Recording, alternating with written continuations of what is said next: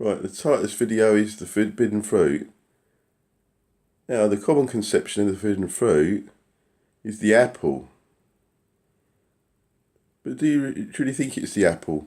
When Jesus Christ was called the apple of his Father's eye, that implies something good. The computer logo, the apple, the chunk bitten out. Well, that's what they thought when they designed that logo. They thought the apple was a forbidden fruit. But now I'll throw a spanner in the works. How about the date palm fruit, called Tamar in Hebrew? There are two biblical stories of a lady called Tamar, both of biblical incest. Now, it's too much of a coincidence in my eyes. The Lord was leading us to Tamar being the forbidden fruit, the palm tree fruit. Too much of a coincidence in my eyes. There's about 10 fruits mentioned in the Bible. One of them's a palm tree fruit. So presumably one of those fruits is a forbidden fruit.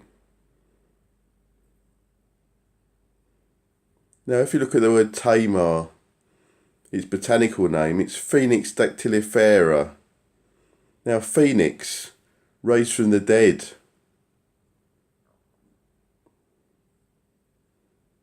Like a resurrection of the forbidden fruit at the end times. Dactyl means finger. Now the Greek name is dactylifera, but if you look at the word fera in Latin, it means beast, as in feral. So if you translate in terms of Latin instead of Greek within the traditional name, the botanical name, you get beast, finger, and phoenix. Well, now, interesting enough, there's a plant just been reseeded, the oldest seeding ever, and it's of a date palm fruit from the seeds from the time of King Herod. If you look over the other videos, there's more detail on this. But the seeds have been found from the time of King Herod, and recently, in the last few years, they've been reseeded and regrown. It's a miracle, they considered it.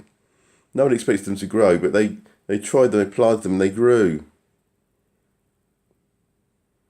Now all the evidence leads me to believe the date palm fruit is the forbidden fruit. Now I do not believe this date palm is going to be a fruit offered to us.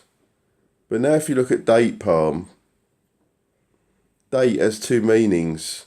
Date as in date, the day of the week, and date as in data. Date the fruit, and date as in date of the week, sorry.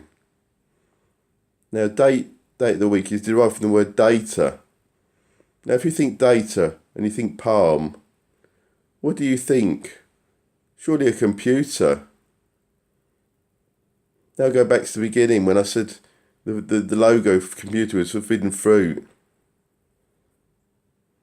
The apple with the chunk bitten out. The first computer widely used, the Apple computer. Now if you look at gematria of computer, it's 666, English gematria of computer 666. I won't go into the details of how to work this out. It's quite straightforward. There's plenty of videos and information on the internet about it. And also, if you look at computer, www, World Wide Web. Now W in Hebrew is Vav.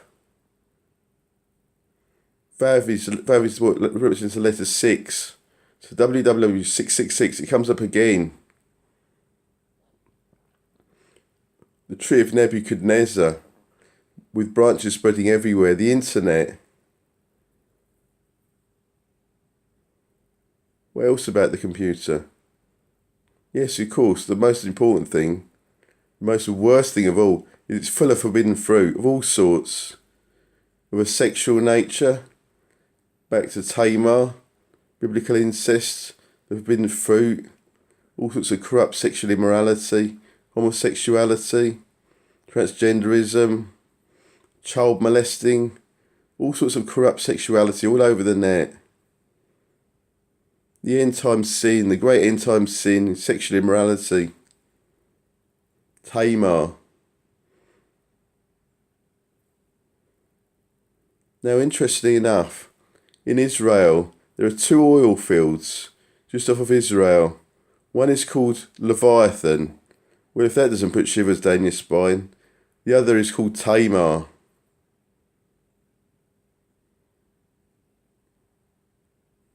Very, very worrying to me. What a name. No one other than the beast could call the oil field Leviathan, could they? The great Leviathan from Job. The great sea monster, Satan beast himself.